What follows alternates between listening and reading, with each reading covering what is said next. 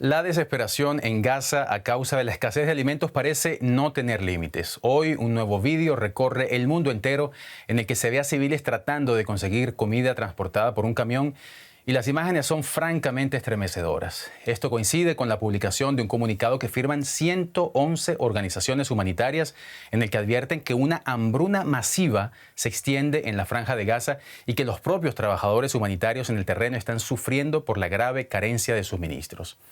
El documento suma presión al gobierno israelí que, a pesar de todos los llamados de la comunidad internacional, prosigue con su ofensiva en Gaza, que ya deja casi 60.000 muertos en el enclave. Esto de acuerdo con cifras de Hamás, recordemos, considerada organización terrorista por la Unión Europea. Según este grupo, más de 1.000 civiles han muerto también a causa del fuego israelí mientras se encontraban en filas para recoger comida y al menos 100 personas, 80 de ellos niños, habrían muerto de hambre. Son cifras, repetimos, de Hamás, números que Naciones Unidas reconoce como creíbles.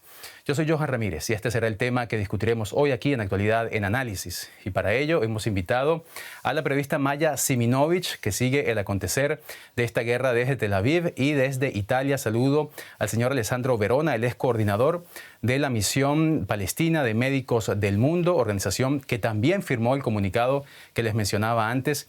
Y más adelante también tendremos en el programa a mi colega Emily Vinagre, corresponsal político, con quien analizaremos algo muy interesante, y es la posición alemana que está teniendo entonces en este sentido, una posición que para algunos está dejando muchísimo que desear. Pero comenzamos con Maya y el señor Verona. Bienvenidos al programa, un gusto saludarlos. Maya, ante todo, ¿qué detalles ofrecen este centenar de organizaciones de ayuda humanitaria sobre la situación que viven los civiles en Gaza? Hola Johan y hola señor Verona. Lo que dicen estas organizaciones, no por primera vez, pero de manera tal vez más conjunta, es algo que puedo decir, y puedo decirlo como casi cualquier persona que reciba esta información, no porque en Israel se haya dado, no ha ocupado titulares ni nada parecido, pero están diciendo que la situación de hambruna es tan tremenda que sus propios trabajadores están también en las filas de la Fundación Humanitaria para Gaza, esta organización estadounidense respaldada por Israel, donde se reparten alimentos y también muere mucha gente. Entonces los trabajadores, como decimos, también están ahí en condiciones de igualdad con los gazatíes en esto, y supongamos que en muchas otras cosas, y están presionando y poniendo el grito en el cielo para que esto se detenga de una vez. Señor Verona, ustedes tienen 25 trabajadores en Gaza, 37 en todos los territorios palestinos. ¿Coinciden las informaciones que nos cuenta Maya y las informaciones que aparecen en este comunicado con lo que le cuentan los reportes de sus colegas en el terreno? Hola a ustedes. La situación es una catástrofe humanitaria y lo que acaba de decir su colega Maya es perfectamente correcto, y todavía no tenemos el perfil total de cuánto es devastador la situación en que están las personas en este momento. La falta de comida es la cosa de que estamos hablando ahora, pero está claramente conectada a la falta de agua, a la falta de medicina. Y esto afecta efectivamente la población general, y entre la población general también hay las personas que dan asistencia humanitaria. Cuando hemos tenido con vosotros una entrevista hace algunos meses, creo 2 meses atrás, estábamos ya hablando de esto, como algo que iba a pasar. Bueno, esto está pasando. En ese tiempo, cuando hemos tenido la entrevista hace 2 meses, teníamos como un cuarto de la población, alrededor del 22%, en una condición que se llama IPC5, prácticamente es la hambruna. IPC es la Integrated Food Security Phases, que es un análisis que se hace regularmente frente a la situación alimentaria.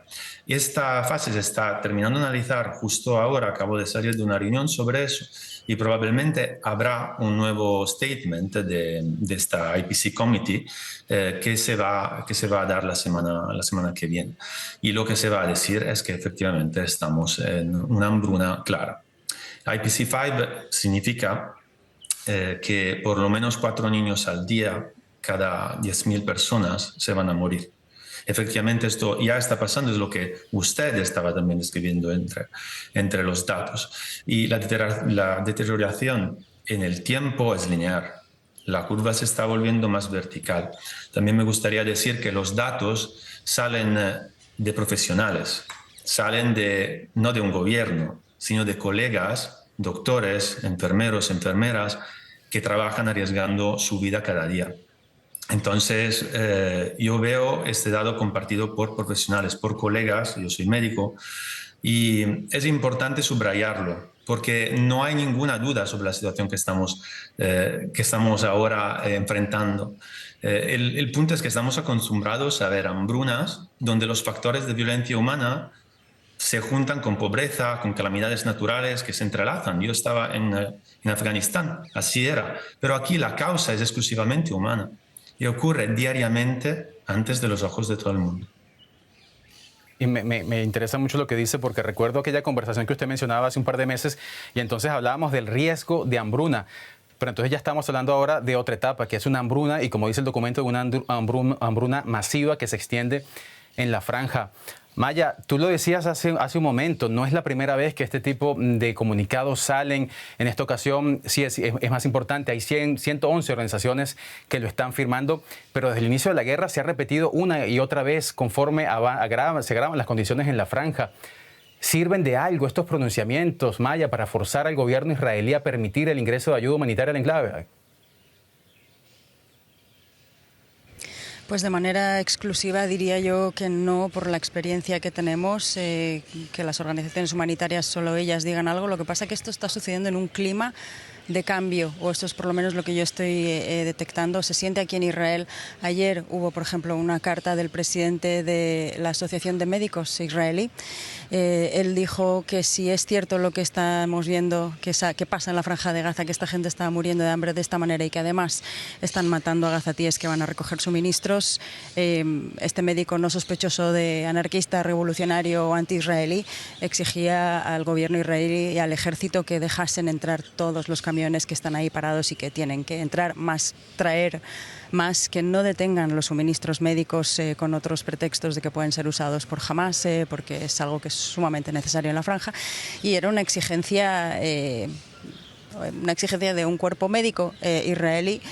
No está solo en eso, hay bastantes más. Los médicos en Israel se han pronunciado en diferentes ocasiones sobre esto. Tal vez la presión no ha sido aquí y allí, pero de repente ahora hay una cosa bastante más trabajando en el mismo tiempo. Y yo creo que en realidad la presión, la única que funciona con este gobierno, es probablemente la que venga de Estados Unidos. Y Trump sí se ve influenciado por este tipo de cosas, o eso es lo que hemos visto hasta ahora. Pero hay que ver cómo esto evoluciona. ¿Cómo evoluciona y qué puede cambiar en los próximos días, en las próximas semanas? Señor Verona, si hay un cambio que hemos visto recientemente en cuanto al ingreso de ayuda humanitaria en Gaza, ha sido la creación de la llamada Fundación Humanitaria apoyada por Estados Unidos e Israel. De acuerdo con la experiencia de sus colegas en el terreno, ¿han mejorado o empeorado las cosas desde que este organismo comenzó a operar reemplazando al que antes existía y que administraba Naciones Unidas? El número de distribuciones, los puntos de distribuciones que habían antes de la entrada de este nuevo actor manobrado por el ejército ocupante era muchísimo más. Eran miles de puntos de distribución. Y aquí empezaron con 4, con una mortalidad que, como ya comentamos en el pasado, con una mortalidad así, por una normal distribución de Naciones Unidas, la agencia cerraría el día siguiente. Estamos hablando de una trampa, no de una distribución. Lo que estamos viendo no tiene ningún precedente en absoluto. También me gustaría decir que por el lado humanitario, o sea, lo que está pasando es negar el derecho a la alimentación. Y esto está en las obligaciones de los estados ocupantes, en la Cuarta Convención de Ginebra. Tenemos la violación de un derecho que está en la Declaración Universal de Derechos Humanos, que es el 25, el derecho a la alimentación. Y tenemos también una resolución del Consejo de la Seguridad de ONU. Lo que ha pasado es un empeoramiento evidente de las situaciones, de la mortalidad, y esto lo vemos a todos los niveles. O sea, hablamos de comida, pero al mismo tiempo tenemos comida que no entra, medicamentos que no entran, lo que entra y también se vio que hay una conexión también con el Estado ocupante, es saqueado, y esta cosa sigue. Hubo un saqueo hace el 19, o sea, hace 4 días, de comida terapéutica por niños, que era la única que entraba desde hace mucho tiempo, una supply de UNICEF. Todo lo que entra se llega saqueado. Hay unas zonas donde se desaliniza las aguas marinas que no están funcionales nunca más, entonces no hay agua, la cantidad de agua es muy poca, entonces se va a priorizar el agua a la comida en el número de trucks que dejan entrar, de camiones. Está todo muy, muy conectado. Y luego, hablando de malnutrición, en el momento en que no consigo la comida porque tengo miedo en ir a la distribución de GHF, de que estamos hablando, claramente yo tengo una situación de empeoramiento de mi estado nutricional, porque esto ya está pasando. Si tengo poca comida y soy padre, soy madre, doy claramente la comida a los niños, que no es bastante para nadie, y luego, para ver si mi condición es de salud no llena claramente, pero si puedo seguir así o no, debería ir a un doctor o una doctora. Y esto no pasa porque tengo miedo que me bombardeen mientras voy. Es todo completamente conectado. Y desafortunadamente ya estamos viendo a nivel patológico también el impacto de malnutrición y de efectos secundarios.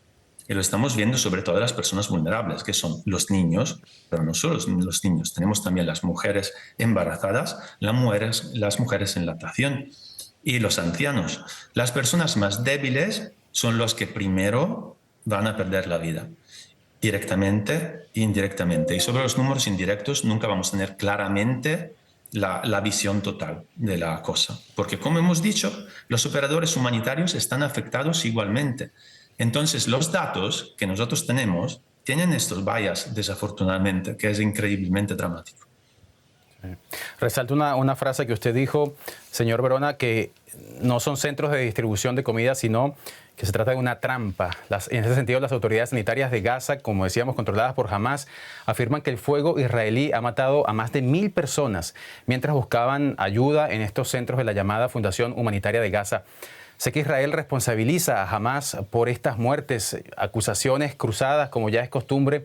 Sin embargo, Israel ha prometido investigar algunos de estos casos. Maya, ¿han avanzado en algo esas investigaciones? ¿Se sabe algo? ¿O esos muertos, como miles más, han quedado en el olvido?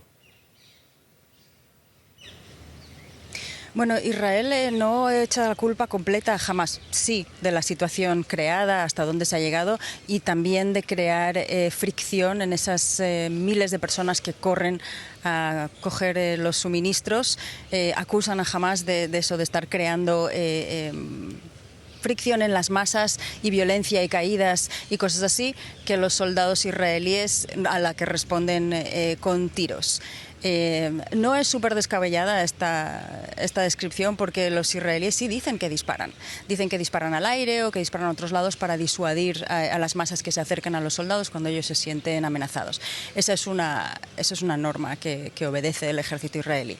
En esas escenas de caos que hemos visto en muchas situaciones, los soldados israelíes, los comunicados del ejército, no dicen nosotros no hemos disparado, y sí dicen vamos a investigar, cierto. Son investigaciones diferentes las que se sienten obligados a hacer hasta el final y a reportar, como por ejemplo la de los 15 sanitarios que hace unos meses mataron a quemarropa. Y fue un escándalo, y este tipo de cosas que pasan desafortunadamente de manera diaria, y parece que sí, que es un poco o mucho cliché que se va a investigar. Por ahora no hay, por supuesto, no hay una información evidente de lo que está pasando ahí. Resultados concretos, entonces, por lo pronto. Las víctimas siguen esperando justicia. Quisiera que volviéramos a este comunicado que mencionamos antes, firmado por 111 organizaciones civiles. Señor Verona, en el comunicado, que entre los que se encuentran Save the Children, Oxfam, Médicos Sin Fronteras, ustedes también, Médicos del Mundo, afirman lo siguiente, y leo: nuestros colegas y aquellos a quienes servimos están muriendo lentamente. Y luego dice: mientras el asedio del gobierno israelí causa hambre entre la población de Gaza, los trabajadores de ayuda se están uniendo a las mismas filas para recibir alimento, arriesgándose a recibir disparos solo por intentar alimentar a sus familiares. ¿Es esto lo que están viviendo sus colegas en el terreno? Absolutamente sí. Hay dos tipologías de colegas, los colegas nacionales y los colegas internacionales. El colega internacional que entra tiene que llevarse completamente la comida con la cual va a sobrevivir por el tiempo que está ahí, sin saber cuándo va a terminar ese tiempo, porque la salida, como la entrada, no está garantizada en los tiempos. Paralelamente, todos los colegas nacionales no tienen manera diferente de obtener comida para sí mismos y mismas y para sus niños y niñas. No hay una manera para ninguna organización de garantizar la comida, ni por los colegas de Naciones Unidas. Nada puede entrar. Imaginad que si alguien tiene que entrar en Gaza como expatriado, su capacidad de llevar cosas es muy limitada. Todo está bien pensado para que no se deje nada dentro de la franja en el momento en que sales. Y esta cosa es todavía más verdadera si consideramos la variabilidad alimentar. O sea, nosotros en nuestra comida usual tenemos 8 grupos alimentarios. Y para tener una nutrición adecuada tenemos que balancearlos todos cada día. Ahora tenemos la Franja de Gaza, toda la población de la Franja de Gaza, el 95%, que cuenta con 2 de estos grupos. 2, que usualmente son agua y cereales, harinas fundamentalmente. El nivel de nutrición es tan pobre que creo sea difícil encontrar una situación parecida, porque esta no es la sequía de Kandahar. Esta es una cosa que está pasando bajo de todo el mundo supuesto civilizado, bajo los ojos del mundo supuestamente civilizado, con una mortalidad muy elevada que ni podemos cuantificar. Sí, entonces esto toca todas las personas sin distinciones dentro de la Franja de Gaza. Me acuerdo todavía que hace unos meses, después del final del ceasefire, del para el fuego que lasted muy poco, que duró muy poco, que mi colega me decía, sí, tenemos comida ahora, por un tiempo muy poca, muy limitada, claramente sin poder escoger, sin carne, sin lácteos, sin proteínas fundamentalmente, que no sean de legumes. Pero el problema es cocinarlas, ¿no? Entonces la pausa por comer tardaba como unas 2 horas porque tenías que encender el fuego. Y vosotros pensaréis, bueno, con madera, no, con lo que queda de edificios. Entonces tampoco estamos hablando de algo sano, ¿no? Que se quema bajo de la misma comida. Ahora ni eso hay que cocinar. Los efectos que vamos a ver no son solo limitados al hecho de la hambruna. Además, hambruna significa que la malnutrición global, que GMT se llama, va a ser mayor del entre 15 y 30%. Y cuando esto supera el 30%, la malnutrición global, no es reversible inmediatamente. O sea, que significa que si el día siguiente entran miles de camiones, no lo vamos a solucionar así. Y encima de eso, todos los efectos que tenemos no son solo orgánicos. Hay toda una parte psicológica y de conexión con la nutrición, que ahora por brevedad no menciono, a no ser que me preguntáis.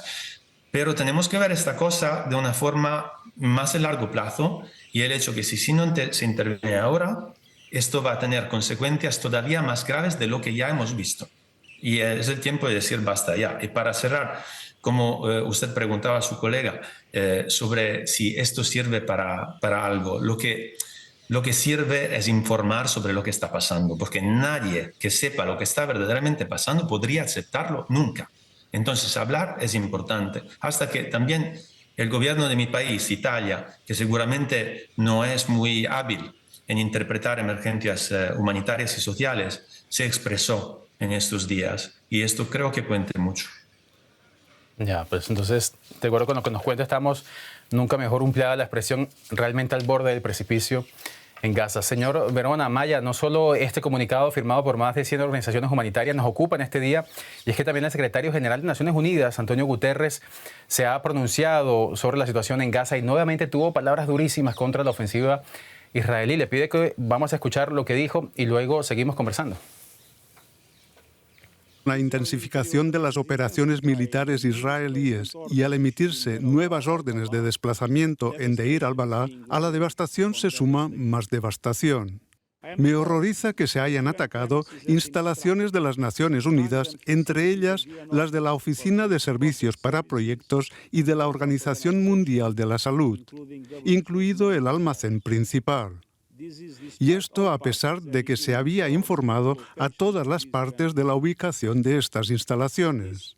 Las instalaciones de la ONU son inviolables y deben ser protegidas en virtud del derecho internacional humanitario, sin excepción. Maya, la situación humanitaria en Gaza, como vemos, despierta indignación en muchas partes del mundo, muchos organismos internacionales pronunciándose al respecto, y hay protestas que se reportan con frecuencia en decenas de capitales. También hay descontento entre la población en Israel. Sí, Johan, sí que hay descontento. No de manera masiva, pero desde el principio de la guerra ha habido manifestaciones en contra de la guerra. Eran pocas personas y la verdad que se veían amenazadas por una gente de la calle que no creía que había que manifestarse por la paz, ¿no?, en esos momentos. Eso fue durante bastantes meses una constante de los pacifistas contra la mayor parte de la población. Pero poco a poco el panorama ha ido cambiando. Cada vez hay más manifestaciones de esta gente todavía atomizada que no quiere la guerra de ninguna de las maneras y que al final de sus manifestaciones se unen con una gran mayoría que está pidiendo el fin de la guerra en Gaza para el retorno de los rehenes, que recordemos que son como unas 20 personas que se considera que todavía están con vida en Gaza, probablemente bajo muchos metros bajo tierra, también sin comer y sin beber. Es algo que todo el tiempo se recuerda aquí y es lo que continúa justificando, según ciertas narrativas, esta guerra. La duda también por qué entrar en Deir el-Balaj, donde se cree que están cautivos la mayor parte de esos rehenes, es algo que está causando muchísimo malestar aquí y están pidiendo respuestas los familiares y no las están obteniendo. Pero manifestaciones hay todo el tiempo, todos los días de la semana, de diferentes grupos de nuevo, y los sábados son las grandes manifestaciones en contra de la guerra. Y como decía antes, hay grupos que están de manera atomizada pidiendo explicaciones, como los médicos de diferentes departamentos, también gente del ejército. Y sí, la situación de Israel creo yo que sigue siendo de más conformismo que no, pero hay voces, y no solamente eso, también los medios de comunicación que estaban totalmente ciegos y sordos y de espaldas a lo que estaba pasando en Gaza. En las últimas 2 semanas están hablando no solo de los muertos y de los muertos alrededor de los centros de distribución de comida, sino también de la hambruna. La hambruna que por un lado reportan aquí y por el otro los oficiales de gobierno niegan. Así que algo sí que se está moviendo. Importante también, Maya, la mención que haces a esos 20 rehenes que todavía están en manos de Hamás, porque también son víctimas de este conflicto, también son personas que están esperando justicia, también hay familias que están sufriendo por ellos. Me despido de ti por lo pronto, Maya, agradeciéndote tu tiempo y las informaciones que nos has contado. Cuídate mucho allá en Tel Aviv.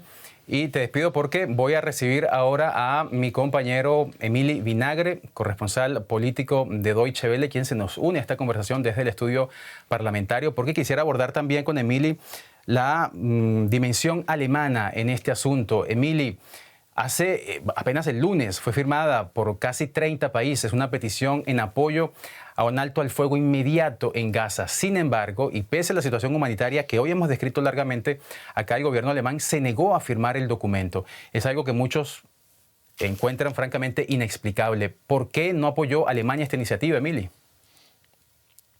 Bueno, oficialmente la postura del canciller federal Friedrich Merz es que su gobierno ya se ha sumado en el pasado a iniciativas similares a la de esa declaración. Eso es lo que dice Merz. En concreto ha dicho que ha hecho referencia estos días a una declaración del Consejo Europeo de hace apenas unas semanas con un contenido, dice él, prácticamente idéntico. En esa declaración de finales de junio, el Consejo Europeo lamentaba la extrema situación humanitaria en Gaza, el número inaceptable de víctimas civiles y la hambruna existente. Además, se instaba a Israel a levantar por completo su bloqueo sobre Gaza y a permitir la distribución ininterrumpida de ayuda humanitaria a gran escala. Sea como sea, Lo cierto es que el documento firmado esta semana por esos casi 30 países va mucho más allá, si no tanto en el fondo, quizás mucho más desde la perspectiva del gobierno alemán, en las formas mucho más contundentes quizás de lo que un gobierno alemán esté dispuesto a permitirse con respecto a Israel. La declaración firmada esta semana habla, por ejemplo, de matanza inhumana de civiles, incluidos niños, cuando intentan acceder a esa ayuda humanitaria. Por ejemplo, también habla de la privación a los habitantes de Gaza de su dignidad humana por parte del gobierno de Israel. Palabras, expresiones que probablemente el gobierno alemán y su canciller en particular no estaban dispuestos a suscribir, al menos no en esos términos. Sin embargo, contrasta, Emily, esto con la posición que había tenido Friedrich Merz tras llegar al gobierno hace apenas un par de meses, porque desde entonces había hecho algunos pronunciamientos muy severos criticando la ofensiva israelí en Gaza, diciendo incluso que ya Israel no podía seguir justificando el sufrimiento de los civiles con su guerra contra Hamás. Su cambio de tono fue entonces solo retórico. Digamos que fue un cambio de tono obligado por las circunstancias, quizás por ese recrudecimiento en las últimas semanas, en los últimos meses de la situación humanitaria en la Franja de Gaza, y por el hecho de que ni siquiera teniendo en cuenta esas especiales circunstancias históricas que modelan de alguna manera esa relación entre Alemania e Israel, en este caso el canciller federal ni siquiera con ese trasfondo histórico, podríamos decirlo así, considera que puede permitirse no abordar de forma mínimamente crítica la actuación de Israel en la Franja de Gaza. Merz considera que ya ejerce presión sobre el gobierno israelí con declaraciones como las de ayer mismo, cuando instaba al gobierno de Netanyahu a detener las intervenciones militares masivas y a facilitar un alto el fuego en Gaza. Quienes parece que no están de acuerdo, sin embargo, con el canciller son sus propios socios de gobierno, el Partido Socialdemócrata, que ha exigido un cambio de rumbo en la política alemana hacia Israel. El grupo parlamentario del SPD ha instado al gobierno federal a sumarse a esa declaración firmada por esa casi treintena de países esta semana. En todo caso, Merz asegura que pese a todo el gobierno de coalición está unido y de acuerdo con respecto a la postura que debe adoptar el gobierno alemán respecto a lo que está sucediendo en Gaza, y que posturas del grupo parlamentario o de políticos socialdemócratas a título individual, según Merz, el gobierno de coalición cierra filas en esta cuestión tan espinosa. Sin duda hay presiones internas y asuntos partidistas de política interna de Alemania que están modelando esa posición del gobierno alemán. Señor Verona, quisiera volver con usted para terminar brevemente. Como decía antes, ustedes están en el terreno. Si la hambruna se extiende de forma masiva en Gaza, como advierten ustedes mismos, si las condenas de la comunidad internacional no logran hacer presión sobre el gobierno de Netanyahu, si apenas 28 países firman una petición para que haya un alto el fuego en Gaza, ¿qué esperanza entonces le queda a los civiles en el enclave? Esto es un tema tan difícil que hablar con las colegas que están dentro en este momento, porque de este tema va toda la vida que tiene que ver no solo con ellas mismas, sino también con sus hijos. El mensaje que esperamos llegue es que ya se pasó el límite hace mucho, mucho tiempo, y que efectivamente, como la Unión Europea está basada en valores compartidos, como hemos firmado elementos vinculantes como países, no solo en la Unión Europea, sino en todo el mundo, que protegen la población civil en todos los conflictos, nosotros seguimos confiando que habrá responsabilidad internacional. Porque si no, lo que va a pasar es simplemente la eliminación de una población de la tierra que le pertenece. Y esto no, creo que no haya palabra correcta para contestar a esta pregunta, porque no debería existir esta pregunta, no debería existir una condición que ha llegado a poner una población tan al límite. Y fuertemente esperamos que algo cambie ahora. Se habló mucho de ceasefire, las organizaciones humanitarias se empeñaron también en preparar planes para recuperar un poco por la población, y siguen estando ahí. Seguimos esperando en un ceasefire. Sabemos que es difícil hablar de esto después que han tomado también Deir el-Balá, y que sepáis que en Deir el-Balá hay la mayoría de las oficinas, nuestra incluida, y esto ha impactado muchísimo sobre las acciones, como hemos dicho. Entonces, la esperanza sigue ahí, es la única cosa que le queda a la población de Gaza. No hay comida, hay solo esta esperanza. Oye, esperanza, y ya no hablamos de riesgo de hambruna en Gaza, como hace algunas semanas, hace algunos meses, sino que hablamos de una hambruna masiva que se extiende en el enclave. lamentablemente. Era el tema de hoy acá y lo conversábamos con Maya Siminovich antes desde Tel Aviv. Desde Italia, con el señor Alessandro Verona, coordinador médico de la Misión Palestina de Médicos del Mundo, y con Emily Vinagre, corresponsal político desde el estudio parlamentario de Deutsche Welle. A todos ustedes, muchísimas gracias por su tiempo, por su análisis, por estar con nosotros.